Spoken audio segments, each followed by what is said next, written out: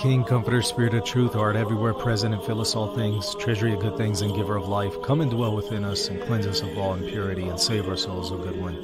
Holy God, holy mighty, holy immortal, have mercy on us. Glory to the Father, and to the Son, and to the Holy Spirit, both now and ever, and unto the ages of ages. Amen. Hey everybody, welcome back to Reason and Theology. I wanted to offer some interaction with a video by Dr. Kevin Vallier, who is a convert from atheism, an atheist philosopher who converted to Eastern Orthodoxy, and glad to hear that. He offers some reasons why he did not go the Catholic route, and I was asked by a patron to review that, but I felt it would be helpful to maybe do the review publicly rather than just patron only. So that's why I'm making it publicly available, because I think there's others that could benefit from it as well. But shout out to that patron who requested it and gave me the timestamps to review. So I appreciate that. So yeah, I just wanted to offer some charitable interaction again with Dr. Vallier. He's a professor, I believe, and also studied in political philosophy. I briefly looked over his CV earlier, and so that's where his credentials lie. And so his main criticisms are going to be, number one, papal supremacy in the first millennium. And then number two, some concerns that he has with one canon from Trent, and also a proposition that Leo X condemned in Exsurge Domine. This is all stuff that I've spoken about in great detail before on the channel. So some of y'all might say, okay, well, none of this is new. We've heard you talk about this before. I understand that. But we also have some people who are new to the channel who haven't seen some of those videos. So, you know, it's sometimes necessary to repeat some things. But of course, if you go through my papacy playlist, Eastern Orthodoxy playlist, Vatican II playlist, you'll see all of these things addressed there. Exsurge Domine, ecclesiology in the first millennium, as seen by some of the Eastern Fathers and Western Fathers, and issues involved there between Catholicism and Orthodoxy and ecclesiology. So again, for some of y'all, this might not be new stuff, might feel like old hat, but just be patient with me, because there's others who, again, are new to the channel, just seeing it, and so it might be new content for them. So again, that's why I'm also making it available publicly rather than just for patrons. Now, obviously, I'm not going to give an exhaustive refutation here. Neither does Dr. Vallier give an exhaustive statement of his position. He simply went on the Cameron Bertuzzi's channel, Capturing Christianity, and he explained some of the reasons why he converted to Orthodoxy, and then also touched on why not Catholicism. But this is not something he could answer in depth, because it's not a show entirely dedicated to that. So obviously he's going to have expanded answers, other concerns, other criticisms of Catholicism. I'm just going to limit myself to what he has said, not necessarily to what he hasn't said, although some of what he hasn't said could be relevant to our discussion. I do this for a living. I do it full time. I know what it's like to be interviewed. I know what it's like to interview people. And there's only so much you can cover, especially if you only have an hour. So you have to be fair to people. You know, they can't just address everything. But sometimes there are some points that are necessary to address even with a limited amount of time if the subject is raised. And then sometimes there are things that somebody might say, even if they're limited on time. Some of the things that they might say in and of themselves might be factually mistaken or problematic. And that's what I would like to interact with here. Charitably, of course, I mean, all due respect to Dr. Vallier. I hope I'm pronouncing his last name correctly. Please, I apologize if I'm not. But obviously I'm wanting to be charitable here in my interaction. So please, as I always say on the channel, don't mistake criticism of a person's argument for criticism of a person per se. It's not an attack on a person. It's an interaction with their thoughts. And it's certainly on an area that's very relevant to me, because y'all might think that I like talking about rad trad issues. No, some of y'all know I don't like talking about rad trad issues. What I actually like addressing more are concerns between Catholicism and Eastern Orthodoxy, especially fostering unity between us. But sometimes it's necessary, in order to bring out unity, to offer some constructive criticism. And so that's what I'm going to be doing here. All right, let me share my screen, and we're going to watch it together. And I will offer my commentary. Okay. Chance that Jesus is here. In Catholicism or Orthodox, the last thing you want in a church service. Sorry. Ads. All right. All right. Let me skip the ad. All right. Share screen, enable audio. There we go again. Going to have to worry as much. I don't want to miss Jesus and the Eucharist. And so for me, that sort of sense of that I had a better grip on the full presence of God was what drew me away from Protestantism. The Catholicism case is actually considerably richer and in some ways more interesting. I think that I became very certain the Catholic Church had erred in two places, both of which you may never have really heard people put a lot of emphasis on. Because the thing about the case for Catholicism, it is a sort of massive cathedral. And the way that apologists have put it, if any one of these dogmatic points is false, the entire thing collapses. You hear? So the concerns that he's going to raise, he's going to say are dogmatic. And if any point that is dogmatic falls, then the whole thing falls.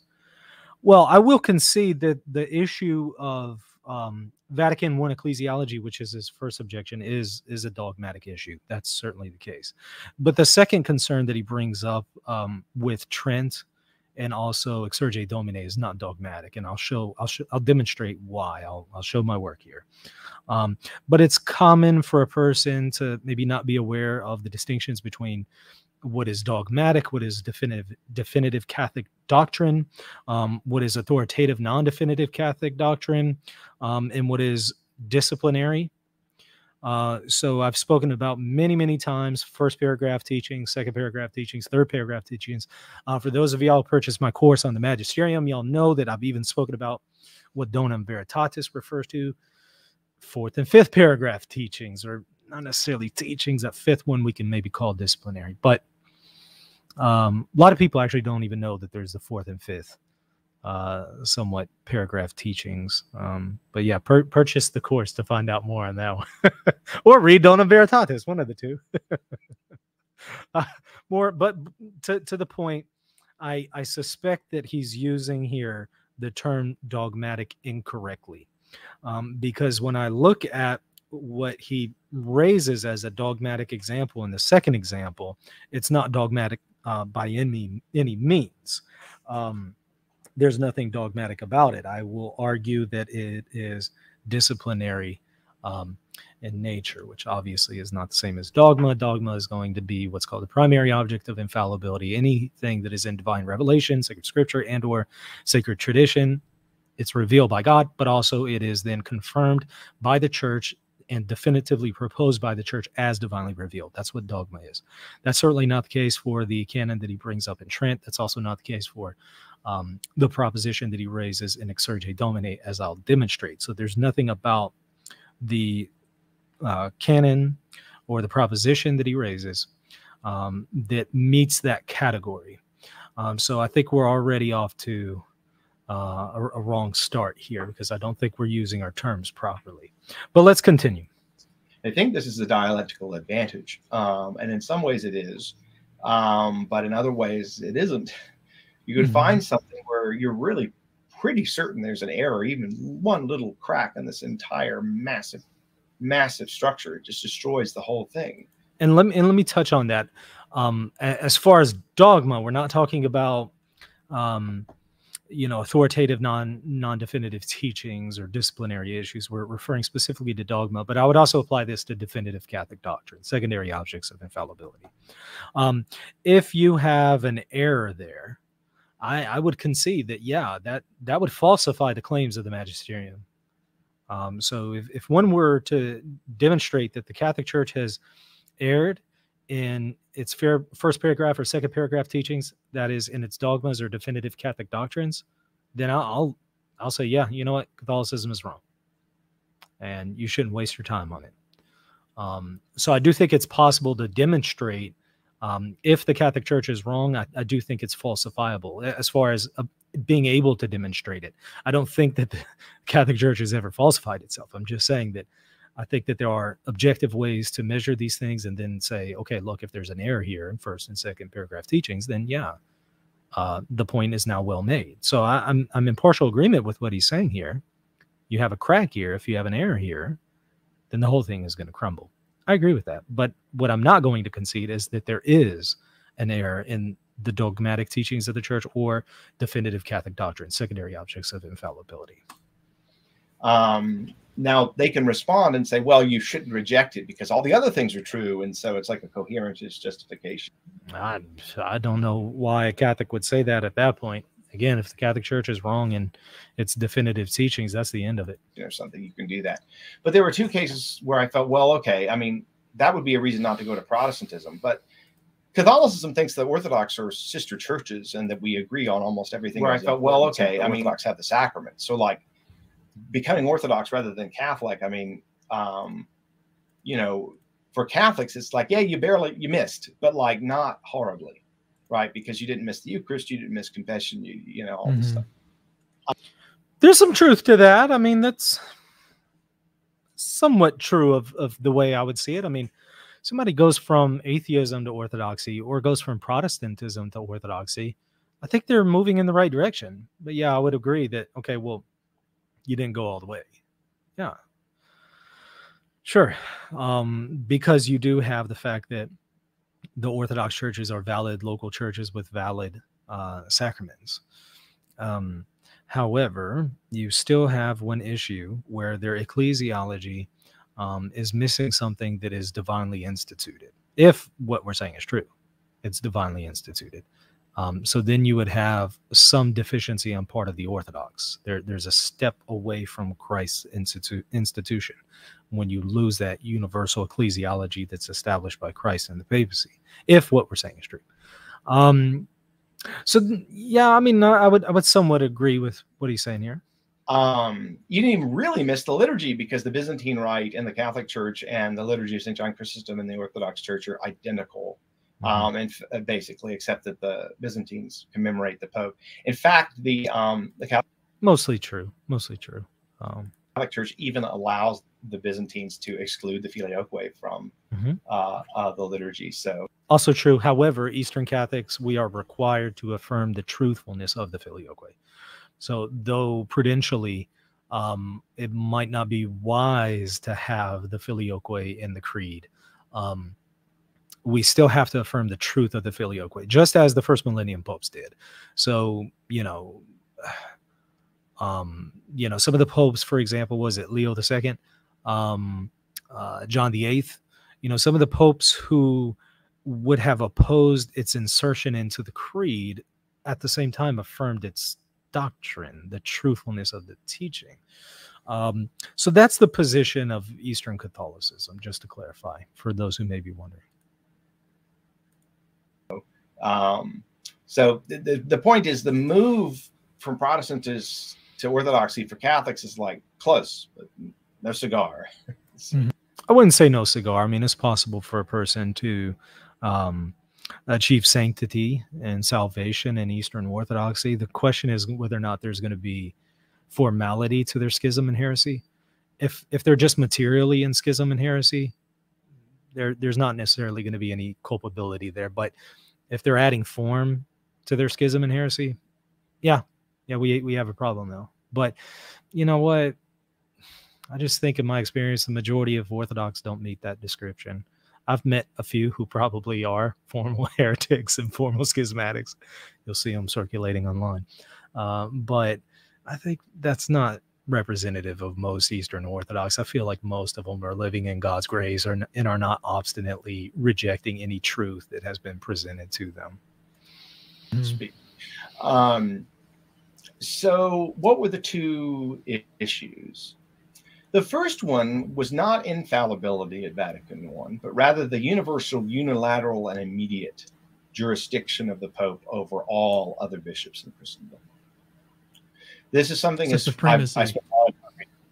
Yeah, it was papal supremacy, not infallibility, but supremacy.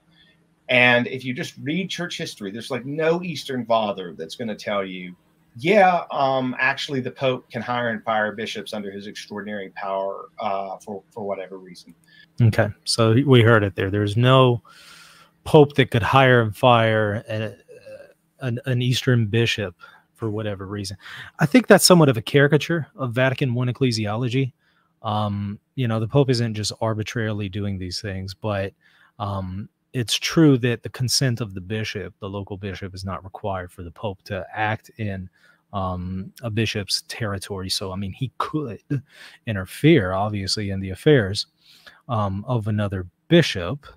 I will disprove what he said here in a moment about Eastern fathers not necessarily accepting that. That's not true.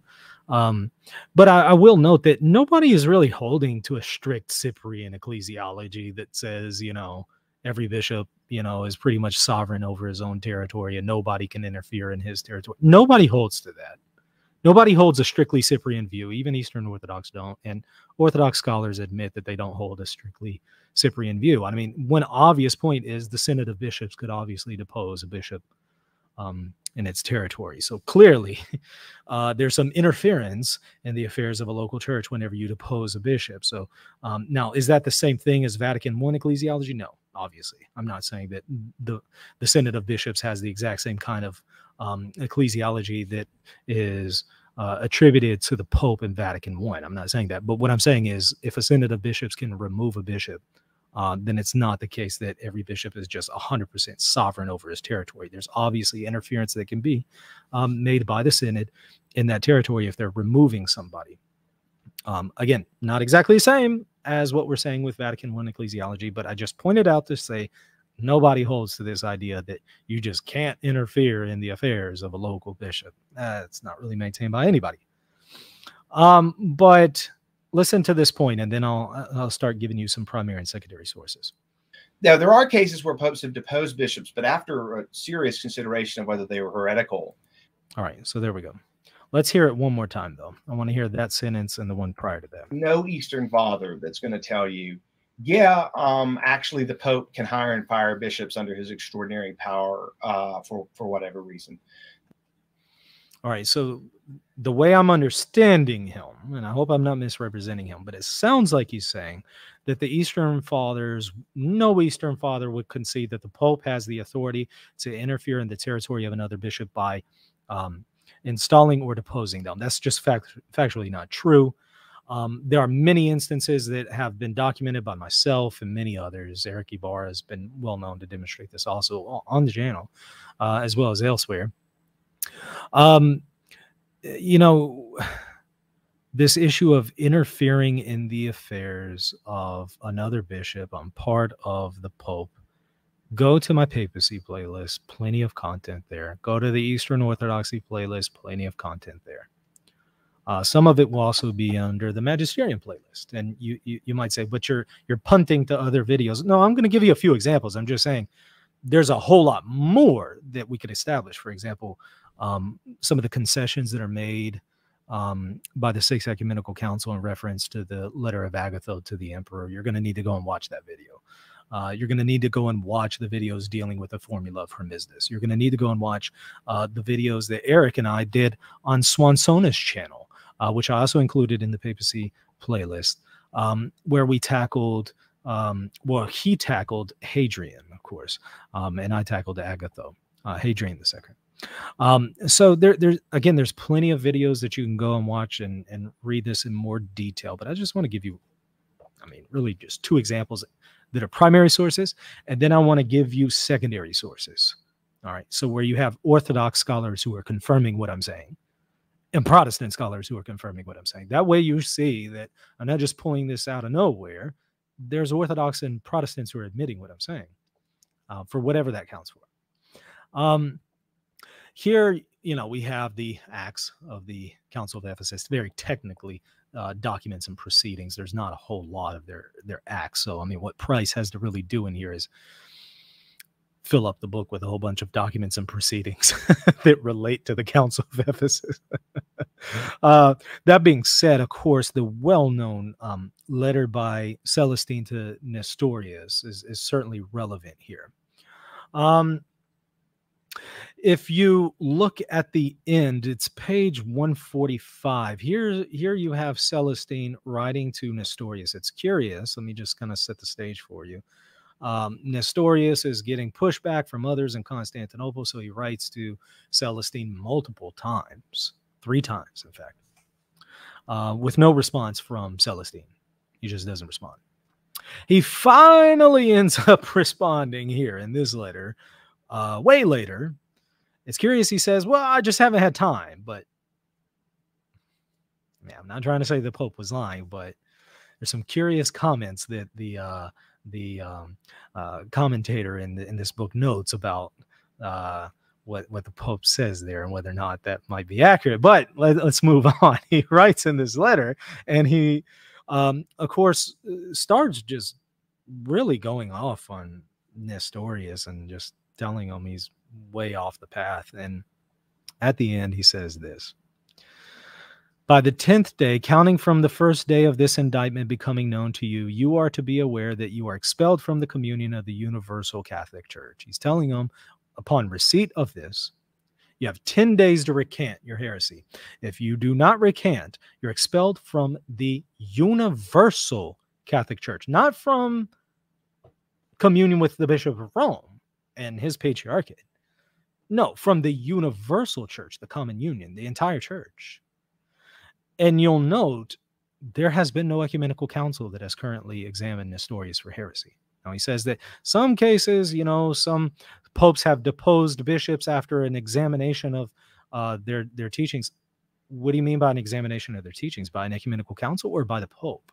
If you mean by the Pope, then you've conceded Vatican I ecclesiology, whether you realize it or not.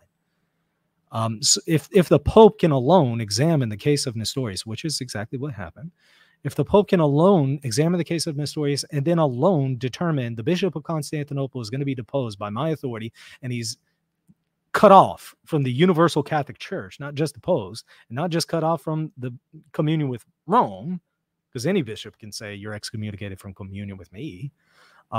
But what other bishop can say you're expelled from the Universal Catholic Church? I haven't seen any other bishop claim that. That's going to be the Pope.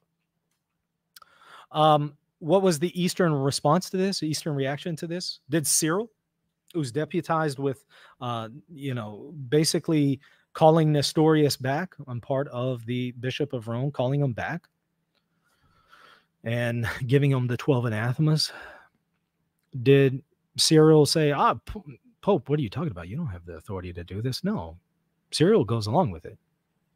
Does the emperor reject that the Pope has this authority? Nope. Do any of Eastern bishops tell us that they reject what Celestine, wrote to Nestorius? Nope. Does the existence of the Council of Ephesus in 431 negate the Pope's authority here? No, because even the Pope himself had no problem with then postponing this 10-day issue and then going with an ecumenical council, not because he doesn't have the authority to judge him, but he finds it advantageous to allow Nestorius to have another opportunity to repent. And that's according to Celestine himself. He tells you that explicitly in his epistles, and those are documented here. Again, in the Council of Ephesus 431, documents of proceedings translated by Father Richard Price.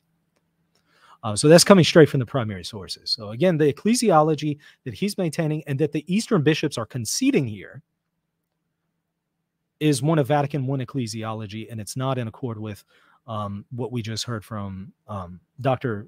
Vallier. It's not in accord with that. He says no Eastern bishop would have accepted this, if I've understood him correctly. I just gave you an example where they do. And if, again, you don't believe my interpretation, I'm going to give you some secondary sources where Orthodox and Catholics are conceding this. But a well-known case is the case of Pope Victor, obviously, in the 2nd century, cuts off from the common union, not from communion with him, but from the common union, that is the entire universal church, according to Eusebius. cuts them off. You know, some of the Asian bishops of Asia Minor. Did he have the authority to do that? Well, nobody disputed that he had the authority. Irenaeus disputes whether or not he used good prudence there. So in other words, did he use his authority prudently? That's what Irenaeus disputes. He doesn't dispute, does he actually have that authority? To my knowledge, nobody disputed whether Victor had that authority.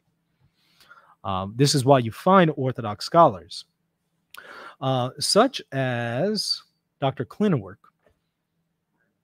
who effectively will say that from the time of Pope Victor, you have the papal claims being made. That doesn't mean he agrees with them, but they do go back to the 2nd century.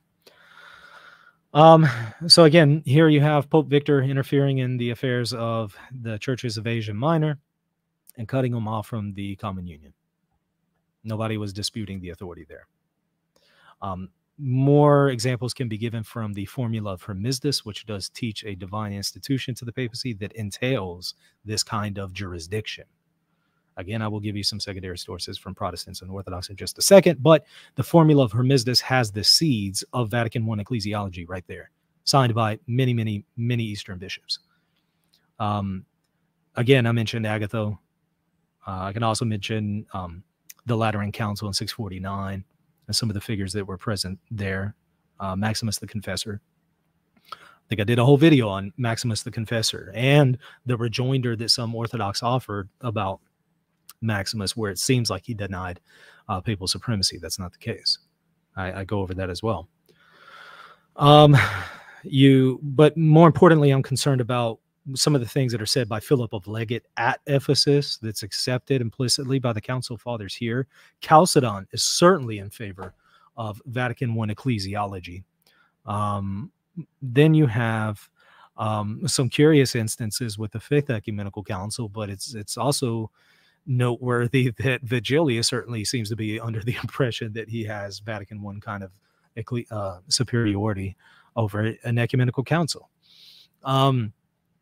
You then have, again, the case of the Sixth Ecumenical Council with some of the things that Agatho is saying in his letter to the emperor, which is read before the bishops, and the bishops assent to what is written, and they say this is divinely inspired. Well, what is in the letter from Agatho to the emperor that's read? Well, Vatican I ecclesiology, papal supremacy and papal infallibility are both described in there. And this is, again, not just my interpretation.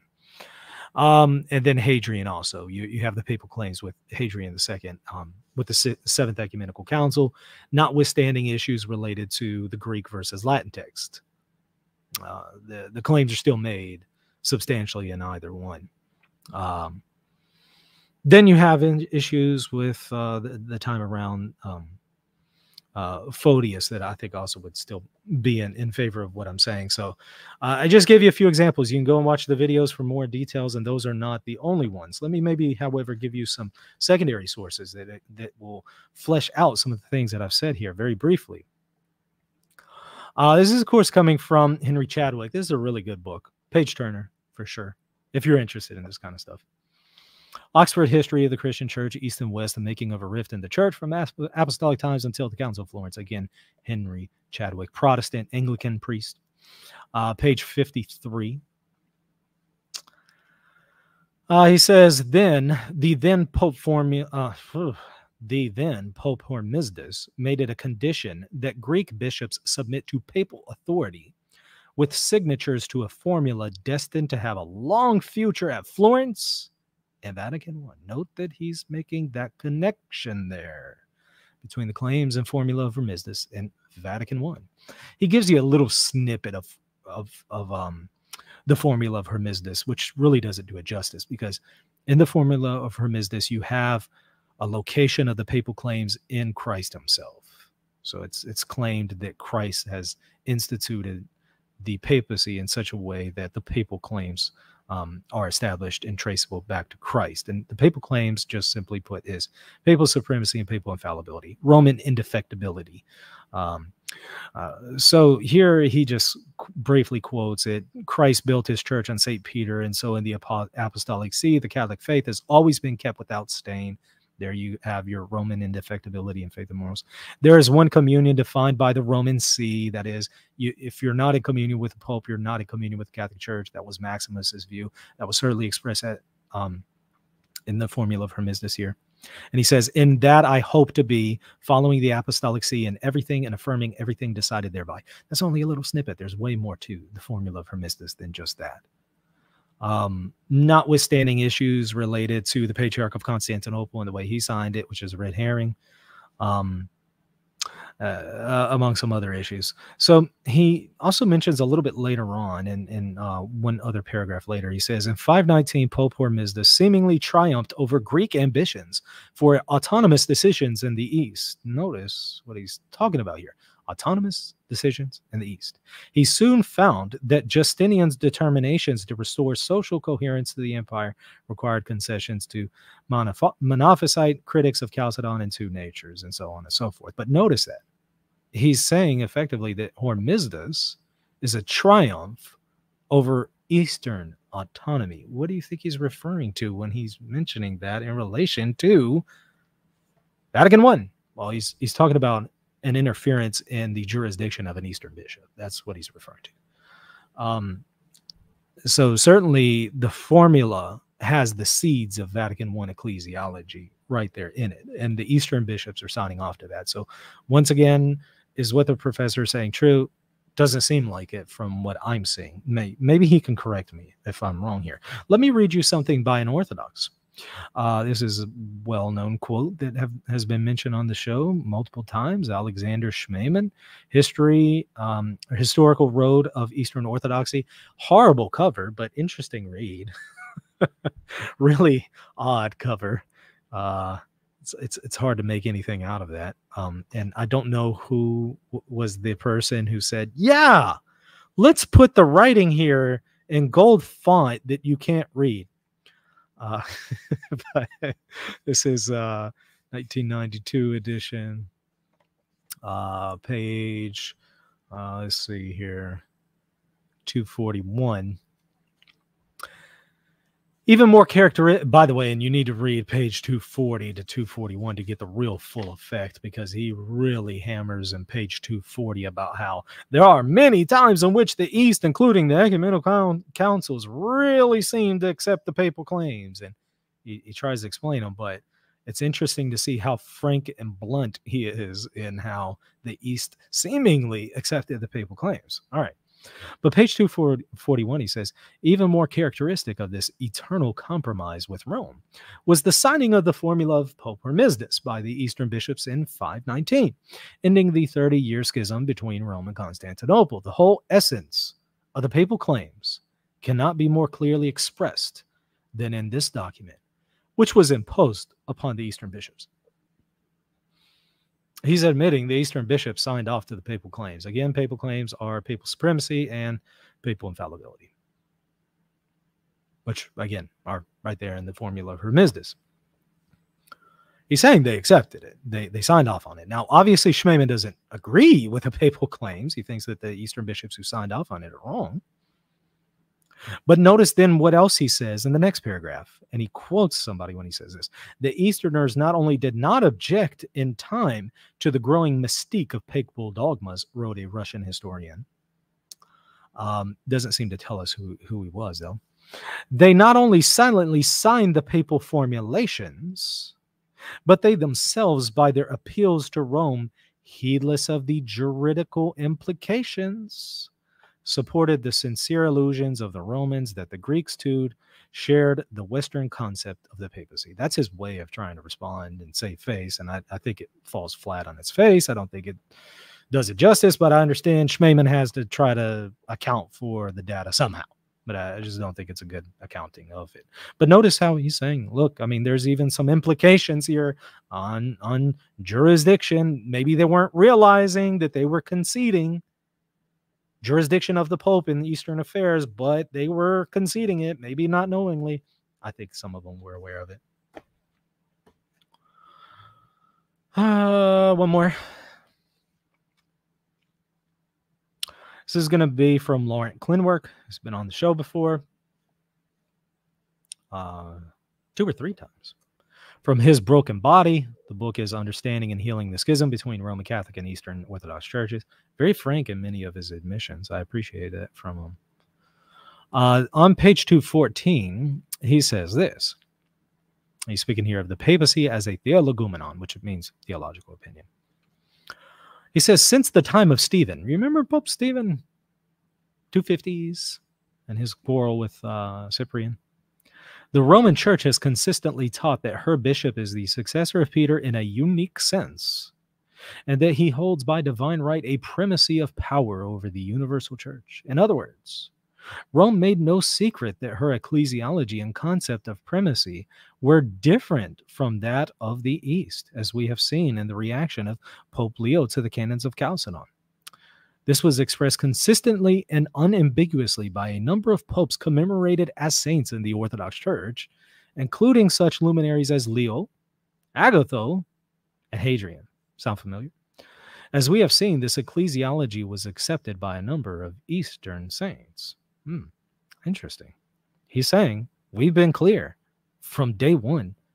Rome's been making these claims, and a lot of these people are saints in Eastern Orthodoxy. And it pertains to the papal claims that have been clearly made. And some of these include Leo, Agatho, and Hadrian. That should then remind you of 4th Council, 6th Council, and 7th Council. Why is it that they're saying these things? Why are they conceding these things? I'll tell you, because the primary sources do bear out what we're saying. Now, there is some pushback. You could try to still argue as an Orthodox that, okay, but the fathers were wrong for this reason. You could try to go that route, but you can't play the card of no Eastern bishop ever accepted this stuff. That's what I find to be problematic. If I'm properly understanding Dr. Vallier, I hope I'm properly understanding him. If I'm not, I apologize. That is what I was getting out from him, is that he was saying no Eastern bishop would have accepted the papal claims of universal jurisdiction, because he's talking in the context of removing someone from their office. He does then say, but there are some instances of popes who then remove someone from their office, but that's only after a long examination of their heresies. But what do you mean by that? Do you mean after an ecumenical council examines? That doesn't make sense, because that's not even true in many cases. Wasn't true of the case of Celestine. And if he means by an examination of the Pope, well, you're actually conceding what we're saying. You're saying the Pope has the ability to personally analyze the orthodoxy of somebody and then cut them off from Catholic communion and depose them from their bishopric. That's Vatican I ecclesiology. Maybe we're confused on what Vatican I ecclesiology is. It's usually that there's a misunderstanding of what the Orthodox know to be Vatican I ecclesiology. There's usually a lot of misunderstanding there. But what I heard was actually a concession to Vatican I from the doctor. Maybe he can clarify that for us. Now, there are cases where popes have deposed bishops, but after a serious consideration of whether they were heretical. That was the part I was talking about. And so I acknowledge what some Orthodox will deny, which is that in a unified church, the Pope would have what we call the Sardican privilege. But that's not the Sardican privilege. Deposing a bishop from office is not the Sardican privilege. It is not at all what Sardica taught.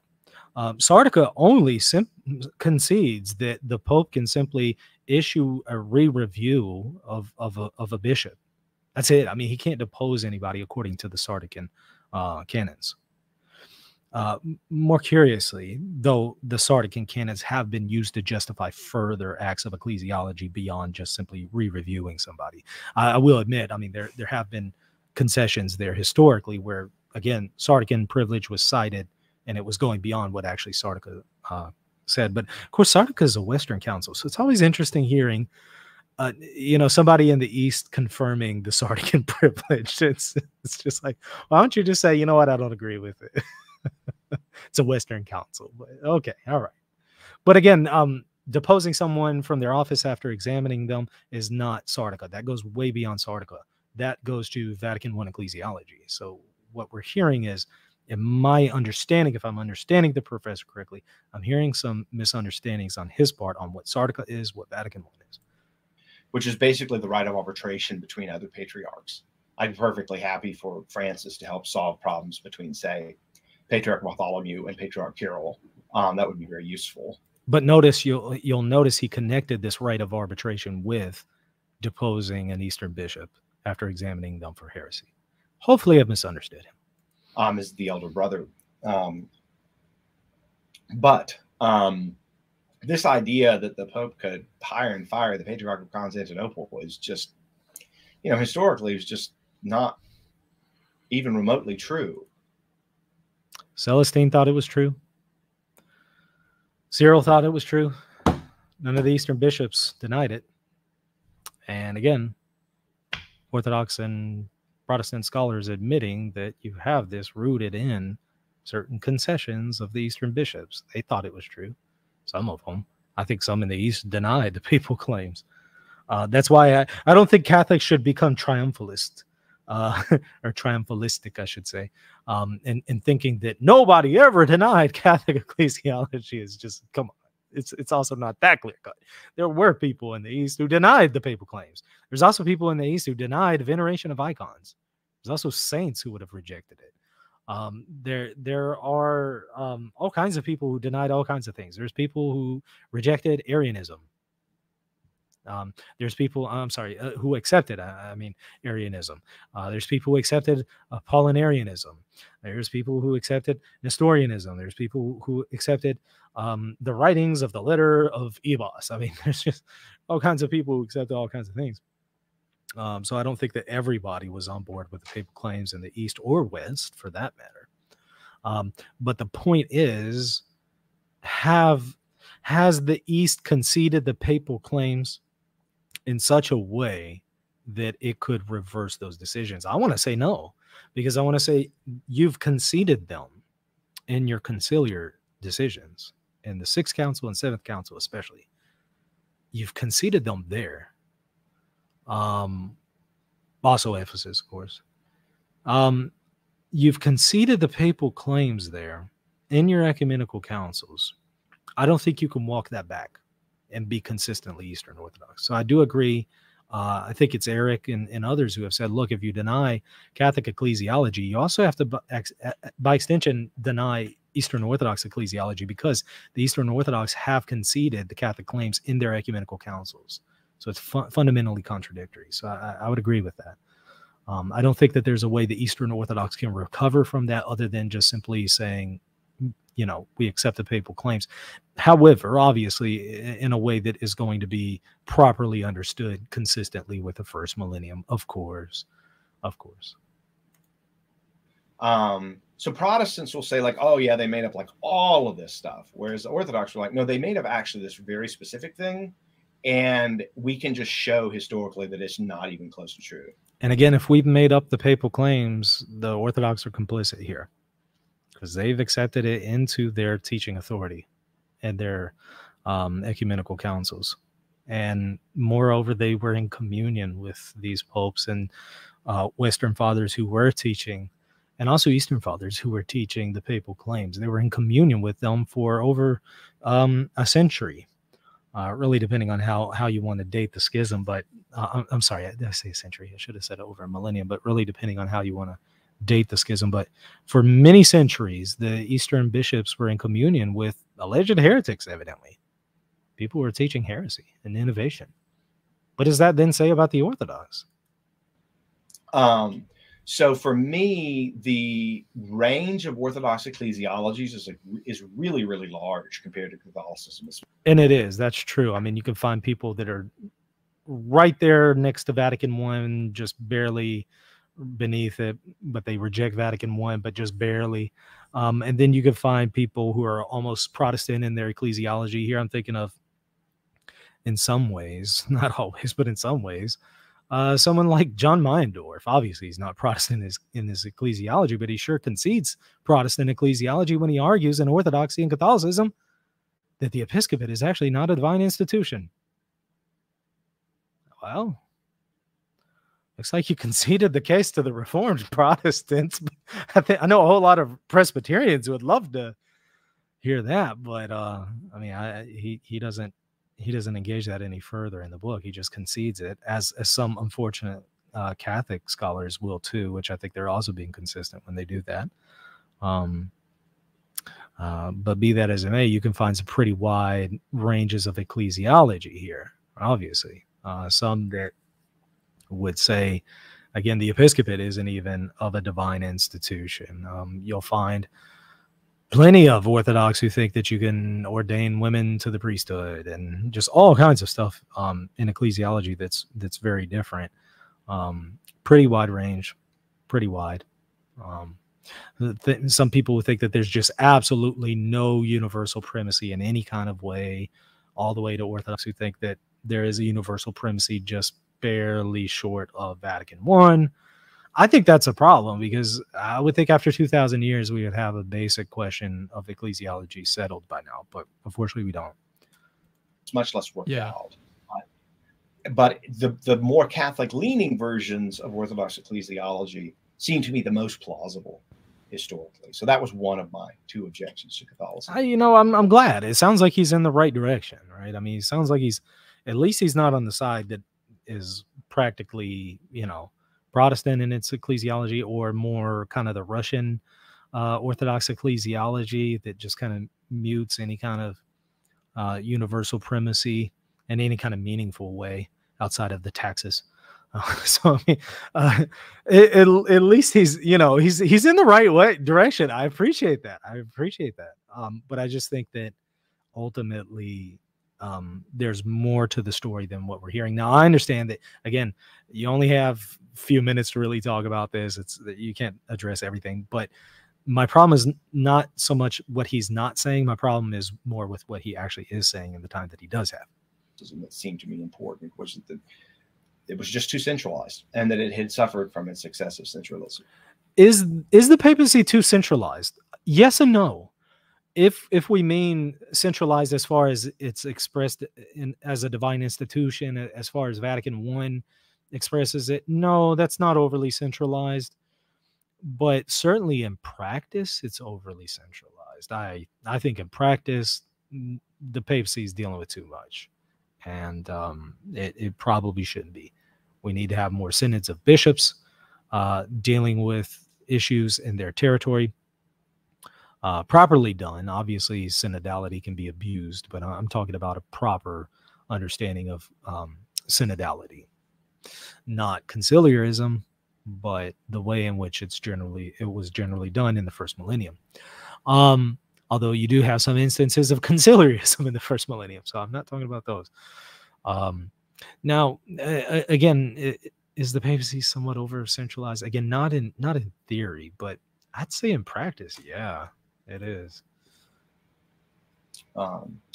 The other one is quite obscure, but as a political philosopher, it was not obscure at all. So before you get into it, let me just let the audience know that we're about to move to some Q&A with Dr. Vallier. So if you have a question for Dr. Vallier about Eastern Orthodox, Vallier. Sorry, I apologize that I mispronounced it. I apologize. I really wasn't trying to mispronounce it. Vallier. I'm sorry. Journey from atheism to Christianity, but then also from Christianity to Eastern Orthodox, or to Lutheranism to Orthodox. If you have any questions for him, leave it in the live chat. I'll try to keep an eye on it. We'll move to some audience Q&A here in just a few minutes. Okay, so I'll just try to say two quick things. So, although this is kind of a weird and fun story.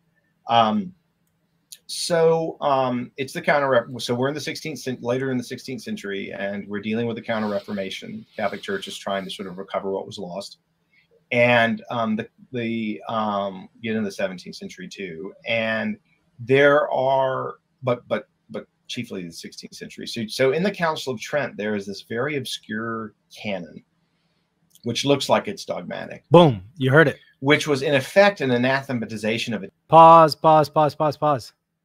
I'm going to go back and rewind that. You heard it. Seems dogmatic. Hey, you know what? I appreciate that he says seems. At least he said seems. I'm glad he wasn't more cavalier and asserted that it was dogmatic. He added that qualifier there. Appreciate that.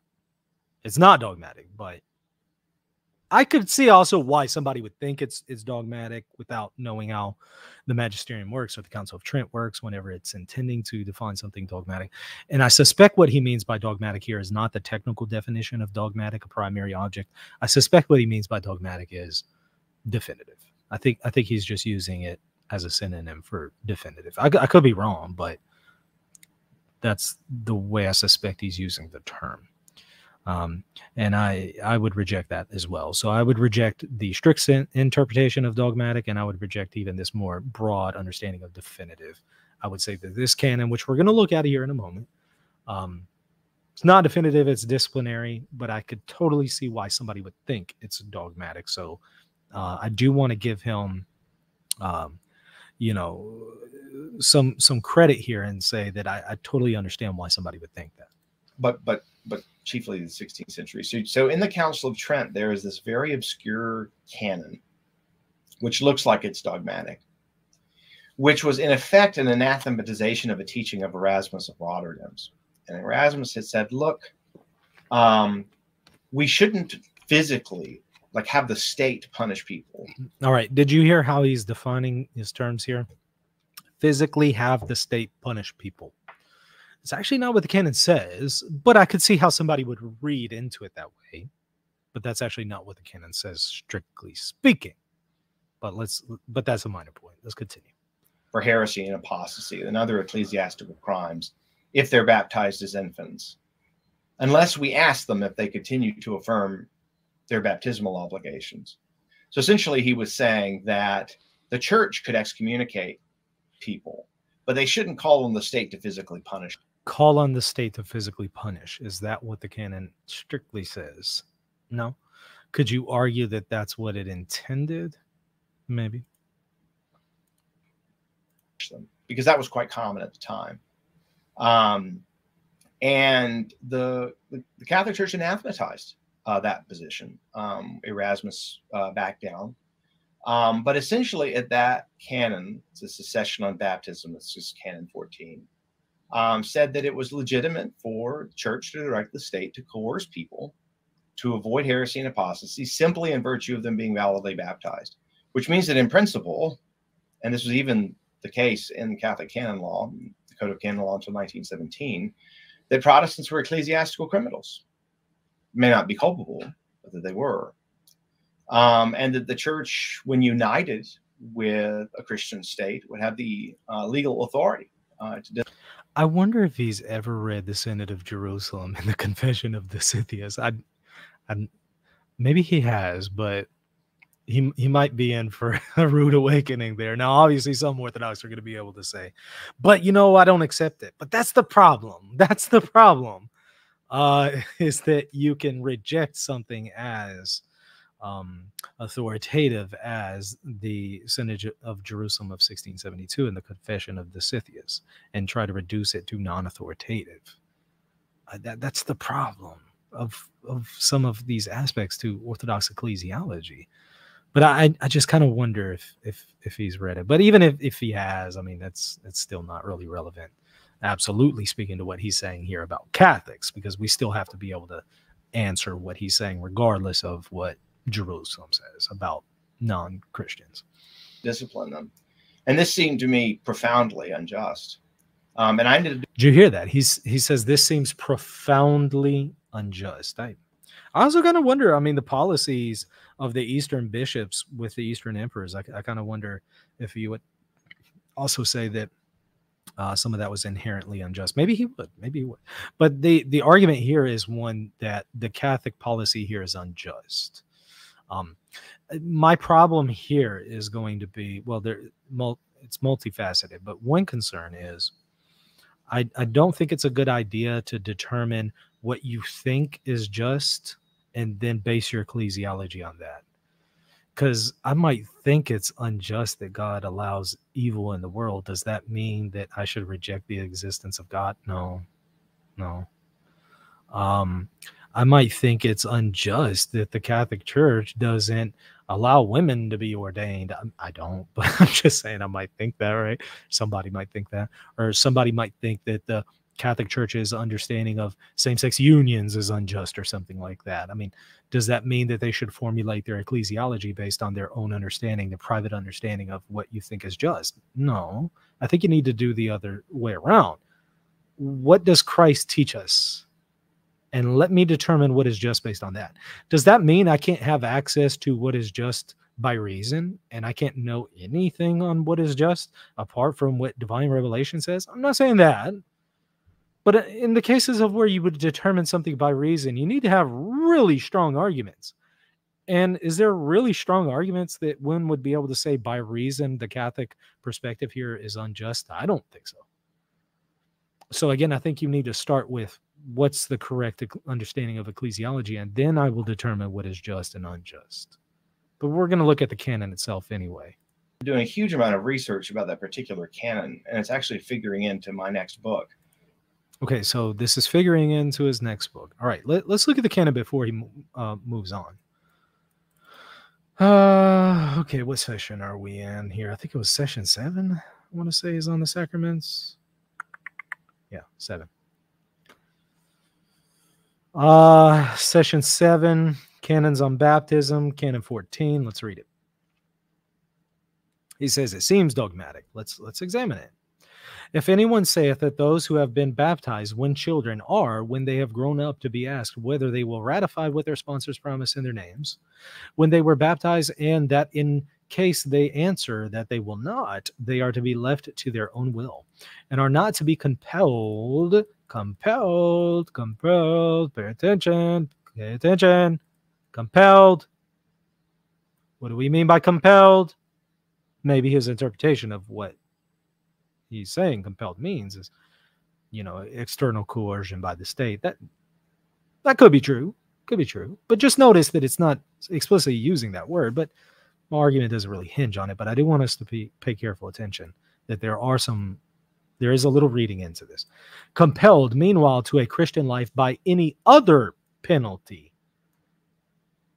So they're not to be compelled, meanwhile, to a Christian life by any other penalty. What penalties? Well, it's saying, save that they be excluded from participation of the Eucharist. So, in other words, there could just be one other penalty in addition to that. But what penalty is it? It's not really saying. But it is speaking of compulsion. But what kind of compulsion is that? Does that mean put to death? Not necessarily. And of the other sacraments, until they repent, let them be anathema. But even, like I said, even if it does mean put them to death, that's not a deal breaker here. Now, we're going to have to table the issue of what does the canon mean, because my entire point doesn't hinge on that anyway. Religious liberty, we've had Thomas Pink on, Michael Dunnigan, and others who have discussed this. You can table the proper interpretation of canon 14 for a moment, because what his argument really hinged on was this being dogmatic. This being irreformable, something you couldn't reverse. That's what it hinges on. Because if it is something that is not definitive, and again, I think he's using the term dogmatic not as a primary object, but as definitive.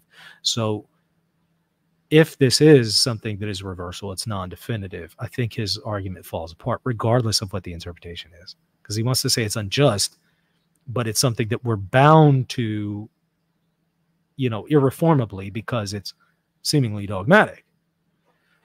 Again, he doesn't have an opportunity to expand that in any kind of detail, and I understand that, but I'm just trying to engage with what he says. He mentions that it anathematizes them, and I think it's because of the anathema that he's thinking that this is dogmatic. And what, again, I think he means definitive by that. Is it the case that any time the Council of Trent uses the canon, uses the formula, let them be anathema, it's settling a matter of faith and morals definitively? No, there's plenty of instances where there are disciplinary canons in the Council of Trent that have been reversed, and they obviously use an anathema. So just a very basic primer here on the Council of Trent and objectively identifying whether or not something is definitive.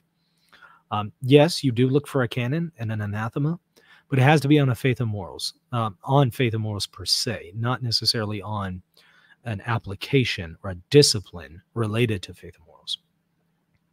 Those would be safe, right? Not harmful to souls, as I've argued, but they wouldn't be irreversible or irreformable. They would be something that you are able to reform, because discipline cannot be imposed definitively. Discipline is something that could be reversed depending on certain circumstances. And so this is a disciplinary canon. There's nothing in here that would lead me to believe that it is definitive as a primary or secondary object. And the burden of proof would be on him to demonstrate that. Since, of course, according to canon law, the burden is on you to demonstrate that it's manifestly clear that this is taught definitively. And what you would have to do is you would have to look at what are the indicators that Trent uses when determining, again, a matter of faith and morals definitively versus disciplines. The indicators for that just aren't present here. Aside from some indicators, that is a canon and an anathema, that could indicate something is a doctrine that's irreformable, but that's when they're speaking of a doctrine. Here, this is obviously a practice that we're discussing, because we're talking about penalties. We're not talking about doctrine. So I think his argument falls flat there. So I think at this, from the first or the two main arguments that he uses, papal primacy, I think that one fails, if I've understood him properly. And I think that the second one here also fails, this appeal to the canon from Trent, because it sounds like he thinks it's definitive, and I'm going to argue it's not definitive. I'm not saying the discipline is wrong. I'm not conceding that. I'm not agreeing with him that it's unjust. He said it was unjust. I'm not conceding that yet. But you know what? What if it was not timely, not prudent, and to that extent unjust? That wouldn't invalidate what our claims to the Magisterium, which is what he used to, again, preface this whole discussion, that if you fall on something that's definitive, he used the term dogmatic, but if you fall in the definitive teachings of the church, you have just one crack there, the whole thing falls apart. I agree, but you got to demonstrate that a discipline is going to be definitive. Disciplines are not definitive. And I also don't concede that this was unjust. Let's continue, because he brings up my favorite topic, which is Exsurge Domine and the proposition there on burning heretics. That's one of my favorite. It's a fascinating subject, not because of the burning of not because of the burning of heretics. Perhaps some of them were, some of them maybe weren't, but it's not fascinating to me because of the burning of heretics. It's fascinating to me because of the use of a global censor, which I call the lazy way of doing the Magisterium. But I'll talk about that in more detail. But let's first listen to it. So it seemed to me actually a lot of what we call the Oh, and let me address this. Do you believe that there was a Magisterium of the Catholic Church in the 2nd century? I'll do you better. It was in the 1st century. And yes, it's in the New Testament. Maybe get my course on the Magisterium, Understanding the Magisterium, at maximusinstitute.com. I give you 2 lectures on the Old Testament and New Testament roots of the Magisterium. I certainly believe it's 2nd century. I believe it's divinely instituted, but you'll want to check that out. I've also done some free videos that you could access if you don't want to purchase the course. Gospel Simplicity, I did a video with him on the biblical roots. I've had Dr. John Joy on my channel, also available for free, the biblical roots of the Magisterium, also at maximusinstitute.com for free, so you can access that lecture for free. Maybe start there if you want to know the biblical roots, but it certainly is there in the Old Testament, and there's a greater fulfillment of it in the New Covenant. Liberalist moments in Catholic Church history seem to have some dogmatic basis, and I thought, oh dear, this can't be. And then you happen upon this. Once again, you heard dogmatic, right? Papal but he did say seems to have dogmatic. Let me give him that, seems. So I appreciate the qualification there. Excommunicating Luther, Exsurge Domine, and one of the things that he is condemned for teaching is that it is against the will of the Holy Spirit to burn heretics. Mm-hmm. And so I think it's Pope Leo V saying, no. It was Leo X, but I think that this is something we certainly need to address. No, that's actually heresy. Actually, it's possible that the Holy Spirit You heard it? He said that's actually heresy. He's saying that the Catholic Church is saying that's actually heresy. Did you hear it? Let's hear it again. Holy Spirit to burn heretics. And so I think it's Pope Leo V saying, nope, that's actually heresy. Actually, it's possible that the Holy Spirit would want us to burn heretics. He's saying it's heretical to deny that proposition, that it's against the will of the Holy Spirit to burn heretics. Is that what Leo X says in Exsurge Domine? No, although I could see why somebody who's not familiar with the way a global censor works or minor censors work, I could see why they would, have that impression. This is also why it's a little dangerous to start engaging magisterial documents when, not knowing some of these things, because you could end up all over the place. And some Catholics do. Some Catholics try to read Florence and end up all over the place. And I have to then clean up their mess every day. Is it, again, the case that Leo X says this is heretical, therefore dogmatic, therefore irreformable? No, but I understand why. Let's see what he says. And don't worry, I'll explain what a global censor is in just a second, but let's first read let me get here.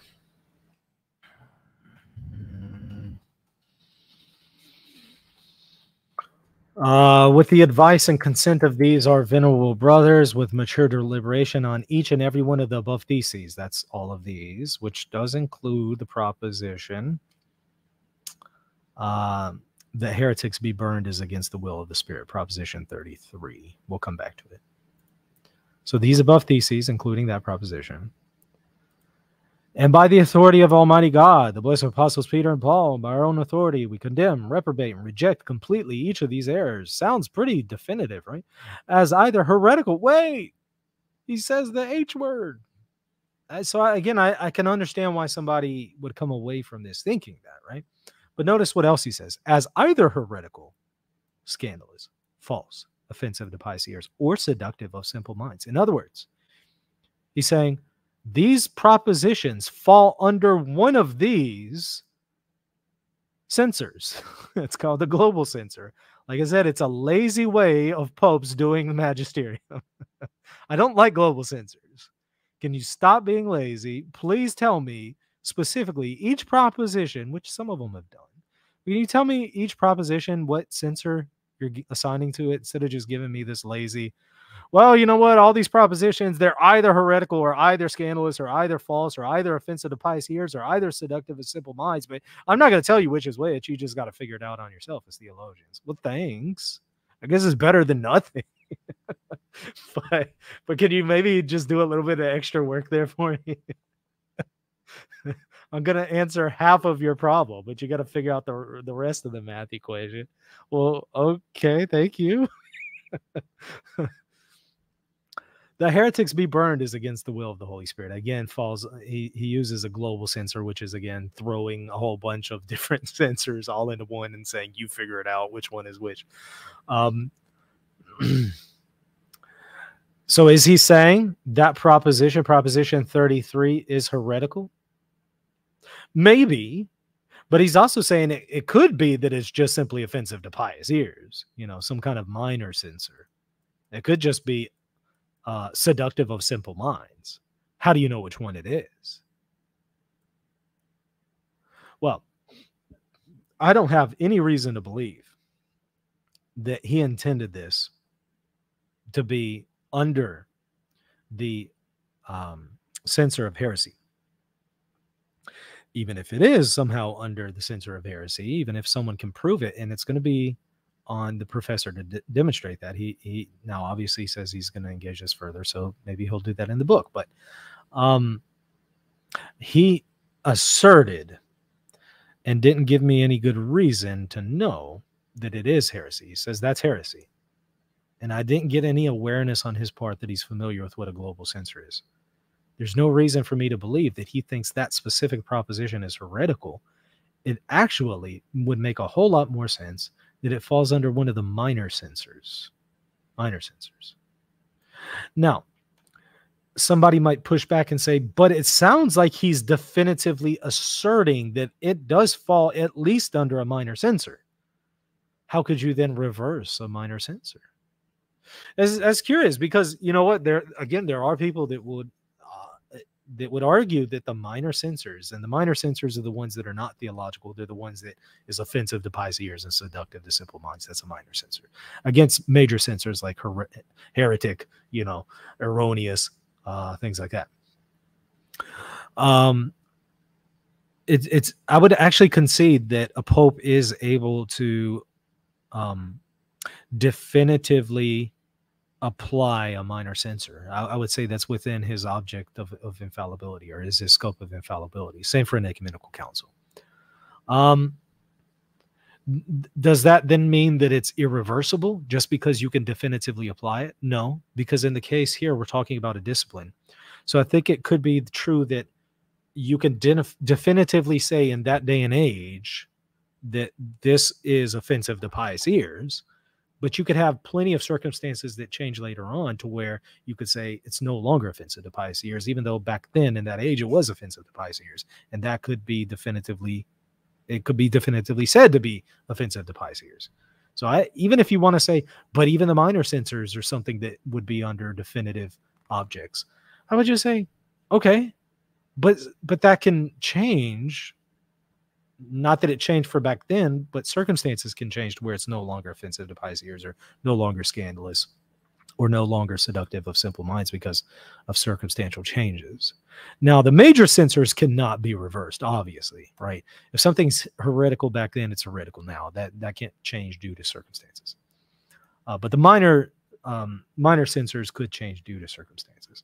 So even if you want to try to argue that there's some kind of definitive language being used here, Peter and Paul, condemn, reprobate, reject, irrelevant. And moreover, I think that it is more fitting and appropriate that he intended that this was under a minor censor. And you say, on what basis? I would say because I read the Magisterium in light of the Magisterium. And the impression that I would get from the Magisterium, considering, again, what the Magisterium thinks about the Magisterium, is more that this proposition falls in line with some of the minor censors, not the major ones. But it sounded like he just took it for granted that this is heretical, that the Pope says this was heretical if you deny it. And I want to say, upon what basis do you apply that one censor from the global censor to that proposition? How do you know that? You have to demonstrate it. It has to be manifestly clear to do that according to canon law. Again, if you're going to understand us on our own terms, you have to work within our own paradigm. Now, if you're going to represent us on your terms and outside of our paradigm, that's something else. But I don't think he's trying to do that. I think he wants to represent us on our own terms and within our own paradigm, and I think that's being fair, and I appreciate that. But again, if you're going to represent us on our own terms, the obligation is on you to demonstrate that it's manifestly clear that the extraordinary magisterium has been employed. And you would have to demonstrate that with that particular proposition. And I don't think that he will do that even in his book. So even where he treats this in more detail, I don't think he's going to do that. But hey, maybe he'll prove me wrong. Maybe he will. Even then, even if it's somehow a definitive proposition, I don't think that's a deal breaker. I do think that it is true that you could have the death penalty for heretics in some circumstances. That was certainly the case in the Old Testament. Death penalty was certainly employed there for people who believed and taught falsely about God. You ever read Deuteronomy? So I think that proposition is true. Does that proposition apply to today? That's a disciplinary question. So even if that's true as far as a theoretical proposition, the question of whether or not we're going to apply it in today's circumstances is a different question. That's now disciplinary. All right, let's continue. And I thought, no, that's a reductio of the view. And I face a lot of Catholic friends of mine like, well, what do you want to make of Exsurge Domine? I mean, like ordinarily, these kind of condemnations would have pretty high authority, but I think this teaching has no authority. So there's a handful of teachings. On what basis? Well, he thinks it's unjust. And so again, it's the cart before the horse here. A similar one actually in the Fourth Lateran Council from the early 13th century, which talks about the power of the Pope to depose kings, if the king even tolerates heresy within its realm. So essentially, the Pope would have the authority to create a civil war in the case of religious disagreement. So I just kept...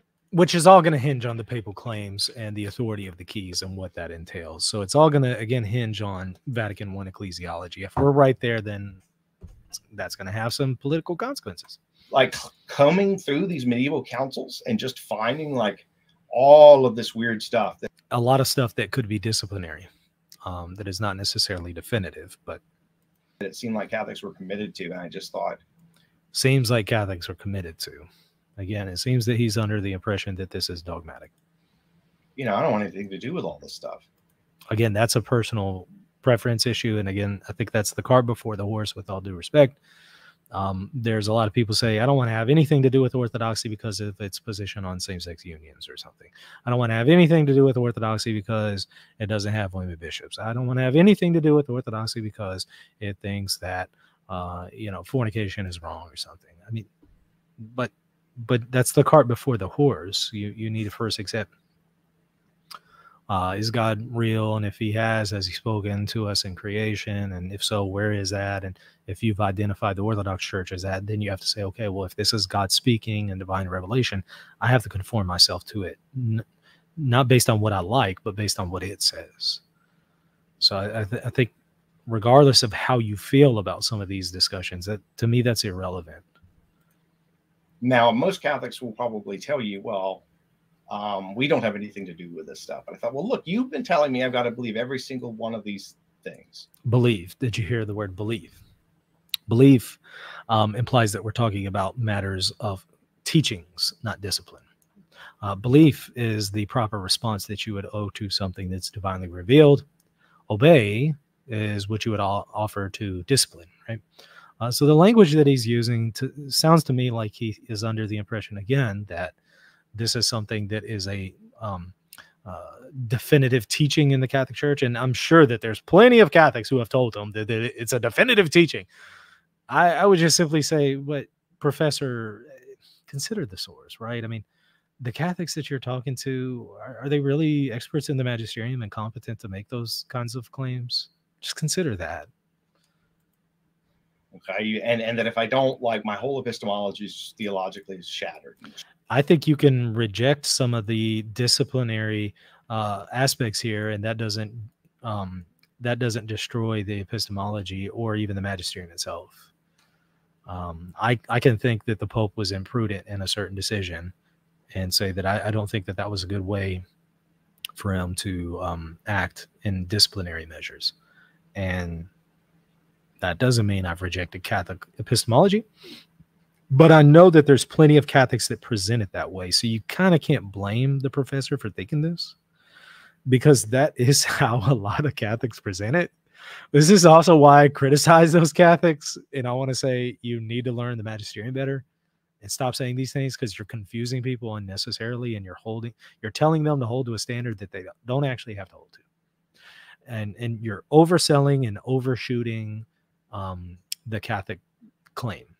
You're overselling it. You're overstating the case. You don't have to overstate the case. Just state the case what it actually is. Destroyed. So I'm going to read them all. I'm going to look at all of them, and I'm going to ask you about them.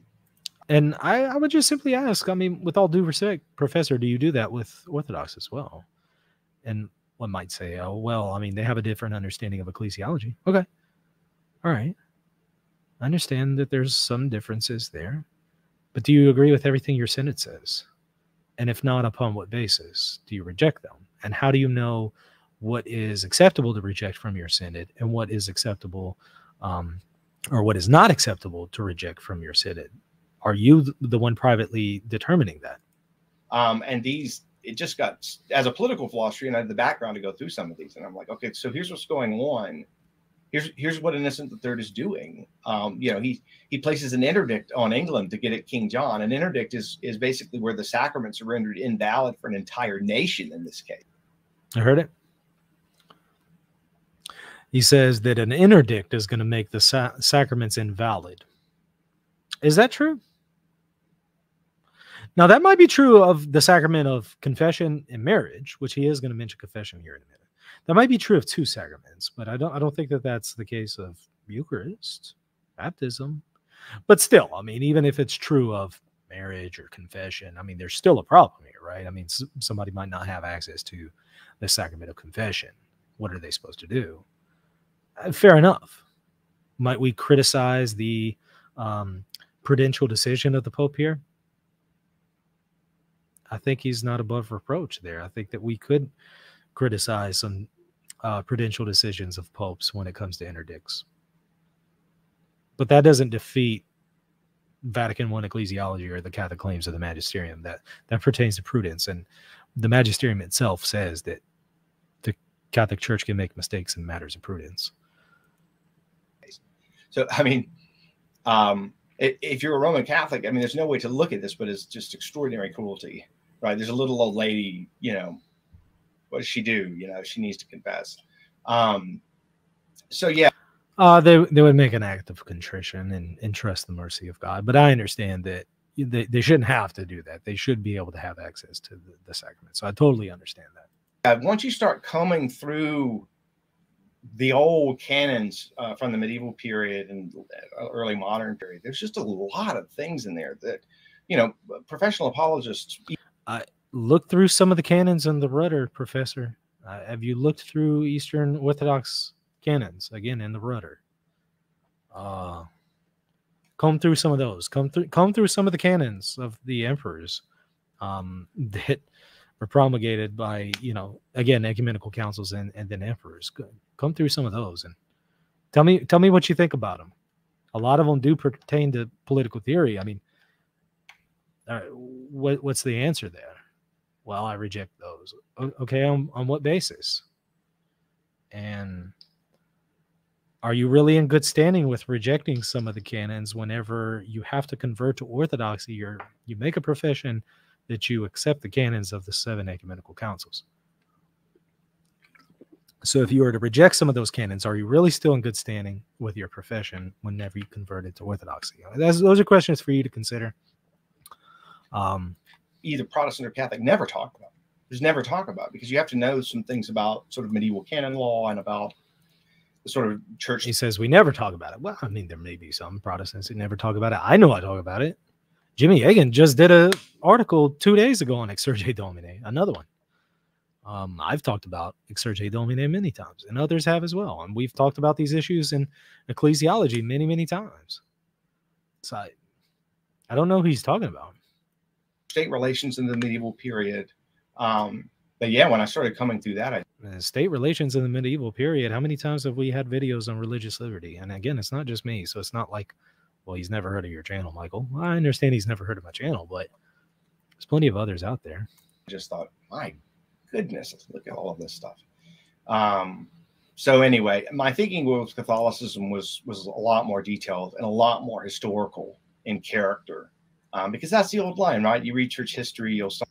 Here's a super chat. Thank you from Joshua. Eastern Orthodox Council of Jerusalem declared that those who accept the filioque go to hell. Of course, Vallier won't bring that up. Well, I don't think that he has time to bring it up, and maybe he would be willing to bring it up if he's aware. But I think that there's other condemnations of the filioque on part of the patriarchs. Their rejoinder to the Pope in the 19th century was pretty clear that they opposed it and thought it was just the worst doctrine of Satan ever created. And so that's problems for them. I think that's a serious difficulty for them to say that about the filioque when they were in communion, according to Orthodox scholars like Dr. Sachinski. The Orthodox were in communion with the West for over 1,000 years that was teaching the filioque. So if this was a doctrine of demons, what does that say about you being in communion with them?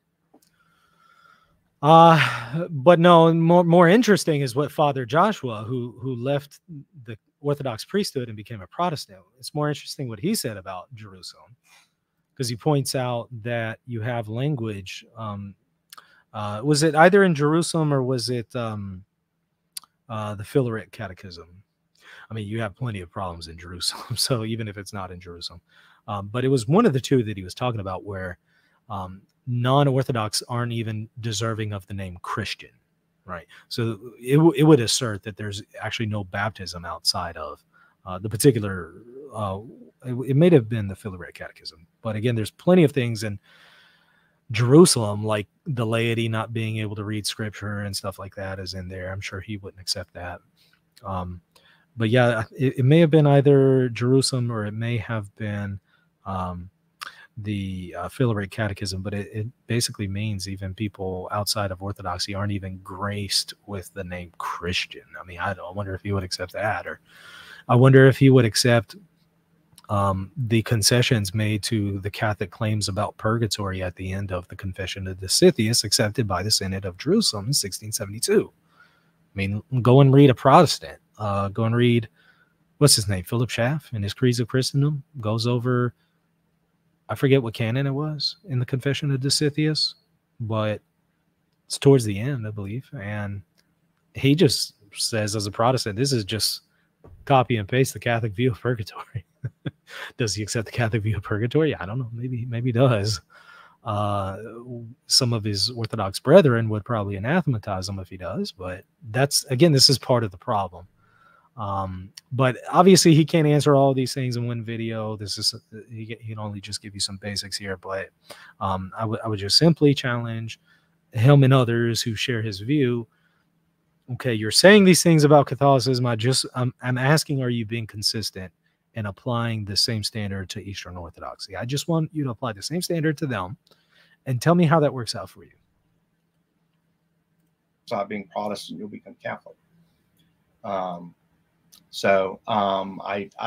did that and became Orthodox. But really what made the biggest difference of all, it wasn't these intellectual considerations. It was really that I've been very influenced by Dallas Willard. And when I encountered Eastern Orthodoxy, I realized that the reason that Dallas Willard was a theological and spiritual genius was that he had reconstructed what the Orthodox had never forgotten. And that the Orthodox, were producing a Dallas Willard practically, pretty regularly. All right. So, I mean, that's it for his two main arguments. We'll end it there. I have found it to be often the case that many people do convert to Orthodoxy, not so much for theological reasons, but more practical reasons. Many convert to Catholicism for practical reasons, not for theological reasons. It's just what people do whenever they convert. A lot of people don't do ultimately conversion for a theological position, but it's something else that's generally going on. It's not necessarily wrong, but those things are a little more subjective. So I would want to say that you would want to ultimately do it for objective theological reasons, because then you're on more objective grounds than something subjective and personal or emotional or something like that. And again, I'm saying that to Catholic converts too. Well, looking through the chat here, if y'all have any questions, go ahead and put them in the chat. Make sure to put them to @Reason and Theology. I'll do my best to answer them. I hope I have charitably engaged his video. Doctor, if you see the video, I apologize if at any moment I wasn't charitable. That's certainly not my intention. Definitely wanted to be charitable and fair to what you're saying here, but also engage some of your claims very directly. But please don't mistake maybe my bluntness in some areas for an intention of being disrespectful or uncharitable or something like that. Okay. Father John Brown SJ says, thanks for the video. Thank you, Father Brown. Glad you're watching.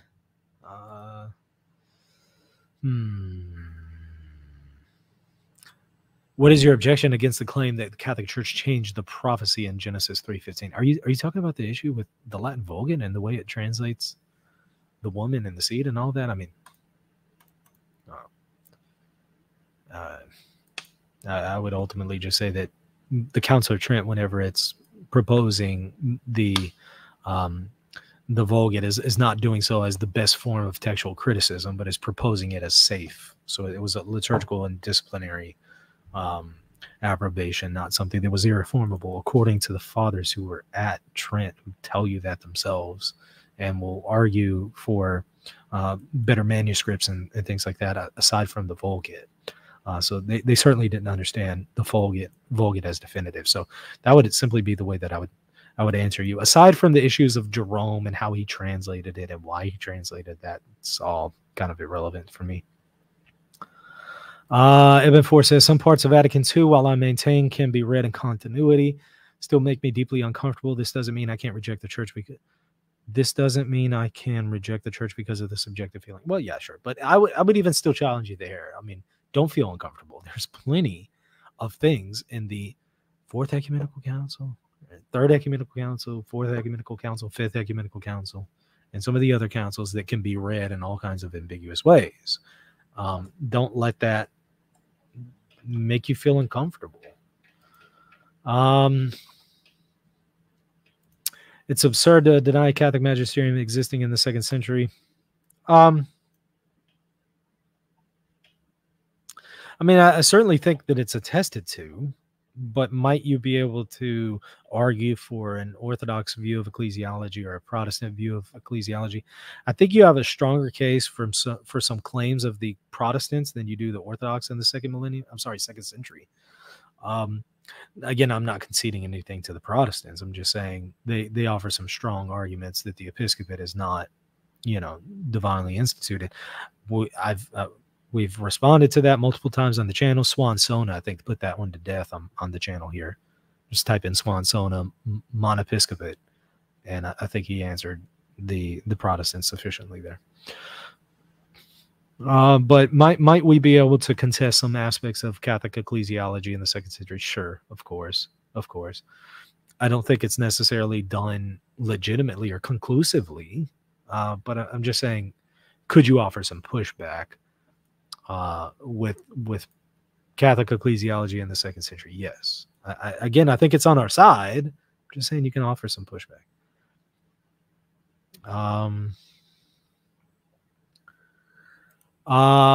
Do you think Mark of Ephesus was a venerable man, and could the church canonize him in theory? Have you watched my video on Mark of Ephesus recently?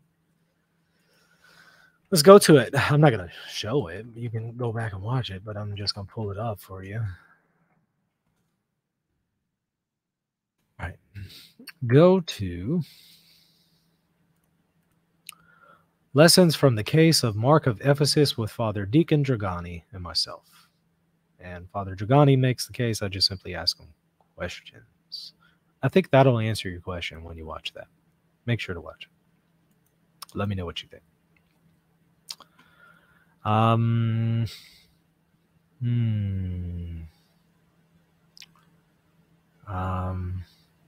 Like it through the chat. Any other questions that y'all have? Again, reason and theology. If no other questions, I will kill the stream. Giving it a second to update here since it hasn't updated in a minute. Usually takes a little bit of time. Or it could be that nobody's active in the chat. But that's not usually the case. The chat tends to be fairly active. Do the Orthodox view minor orders as revelation tradition? That's an interesting question, especially in light of Trent.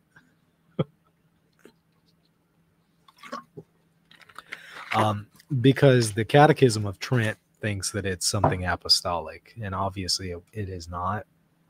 And the Catechism of the Council of Trent is wrong there, which just goes to show you that the Catechism of the Council of Trent is not definitive in nature under, infallibility or something like that. But as far as Orthodox viewing minor orders as revelation, I've never heard an Orthodox argue, at least not any kind of scholar, argue that the minor orders are a divine institution or even an apostolic institution. That doesn't mean they're not out there. I'm just saying I've never come across an Orthodox scholar who has said that. Now, I'm sure there's all kinds of people on the internet that will say all kinds of things, but you're just asking me more about like more official kind of stuff. I can't think of anything in the Rudder or in any of the ecumenical councils that would necessitate that. Now, you certainly have the minor orders being discussed in some of the canons, but as far as something that's apostolic and divinely apostolic, so a divine apostolic tradition, I don't haven't come across that. Again, it's not to say that they're not there. Let's see. You've probably responded to this before, but the other major defeater I hear from Protestants is about Unum Sanctum versus Vatican II. Can you briefly respond? You're right that I have responded to this before. One of the most common questions I get. Where do we begin? You want a brief response, huh? Not the long one. I did a lecture a while back. Just maybe type in outside the church there is no salvation, Michael Lofton. I probably need to offer a more updated lecture, but all right. I mean, in short, unum sanctum. Obviously, you're talking about Pope Boniface VIII at the very end of Unum Sanctum. He definitively teaches that it's absolutely necessary for the salvation of souls for every creature to be in union with the Roman Pontiff. Is that definitive? Yes, it is definitive. What does it mean, however, is what we need to discuss. Is it consistent with Vatican II Lumen Gentium paragraph 14 through 16? Yes, it is. Essentially, what you have restated in paragraph 14 is that, right? I mean, well, maybe some people don't realize it, but again, Lumen Gentium at Vatican II, paragraph 14 teaches outside the church there is no salvation. But then it goes on to speak about how there's salvation for people who are not Catholics. What gives? When we're speaking of outside the church here, we're talking about those who do not have an informal or interior union with the church. And that's also how Boniface is to be understood. When he speaks here of submission to the Roman Pontiff, he's talking about an internal disposition. Put it this way. If a person knows that Christ expects them to submit to the Roman Pontiff and they were to reject that, they can't be saved. That's true. But does this intention have to be explicit in Unum Sanctum? Well, he doesn't say. So again, the way the church understands it is that intention could be implicit, right? In other words, is the person disposed to assent to the will of God and disposed to assent to the Roman Pontiff if he knew that God required him to do that? If the person is disposed, they're willing to obey God, then that's not an obstacle for them. If they're not willing to obey God there, if they had known that God required them to do that, then yeah, that is a problem for them. They can't be saved because they're now actively denying and rejecting God's will for their life. Is that most Orthodox? No. So do most Orthodox fall under Unum Sanctum's condemnation and Florence's condemnation? No. No. Because it's talking here about formal schismatics, formal heretics, those who formally are rejecting the Roman Pontiff. Most Orthodox aren't in that category. They don't have form to these things. I think most Orthodox, if they knew that Christ instituted the papacy and expected them to be in communion with the Pope, if they really knew that and had really good reasons to believe it, they would accept it. Simply knowing something is not simply hearing it. When it comes to ignorance and invincible ignorance, it's not simply hearing the truth. It's hearing it in a persuasive way, as we Catholic theologians have argued for about 500 years now. Whenever we went to the New World and started evangelizing Native Americans and then started doing all kinds of crazy things, scandalous things, we had to start asking, well, you know what?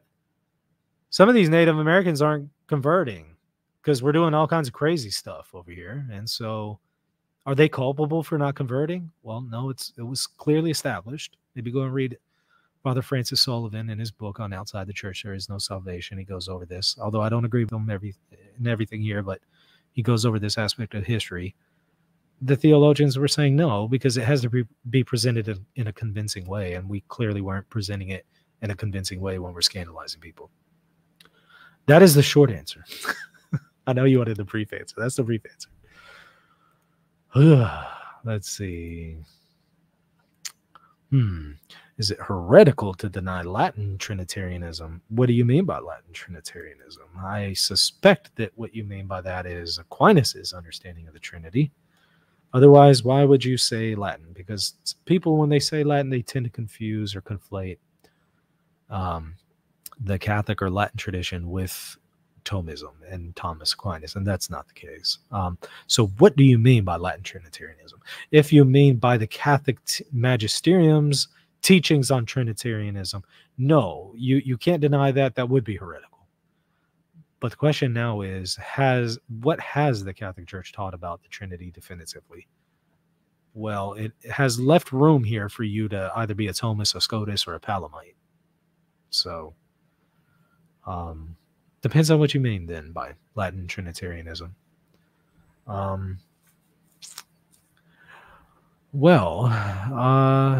Thanks. I've been reading a lot of Sullivan, but haven't read that book yet. You know, I don't agree with Sullivan on some of his argumentation and some of the assumptions that he makes about the episcopate. He comes to the right conclusion, but I think he gets there by the wrong way and concedes too much to Protestants. So I don't agree with him there. I don't agree with the way he tries to resolve Florence and Vatican II. I don't think it's very convincing. Don't necessarily agree with him on Humanae Vitae. Maybe some other areas I don't agree with Sullivan. But at the same time, he's a force to be reckoned with. You need to know Sullivan. And he has some good things to say. Someone doesn't accept Athanasian Creed but accepts Nicaea. Are they a heretic? I answered that 2 shows ago. I think you asked me that question already.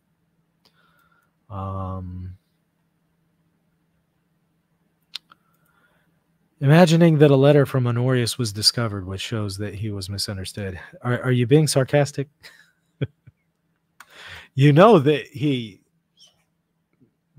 this is actually kind of true, right? I mean, his secretary who wrote his letters said that he didn't teach monothelitism.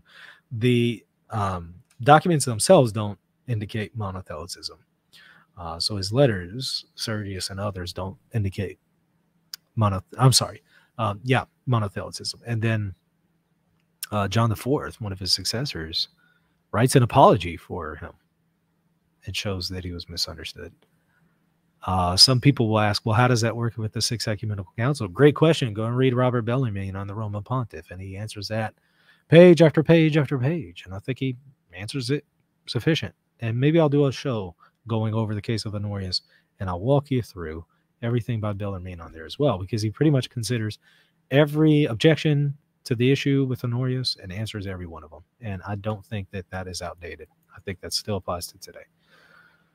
Although I don't agree with his main apologetic for Honorius, he includes a backup argument, and it's the backup argument that I agree with.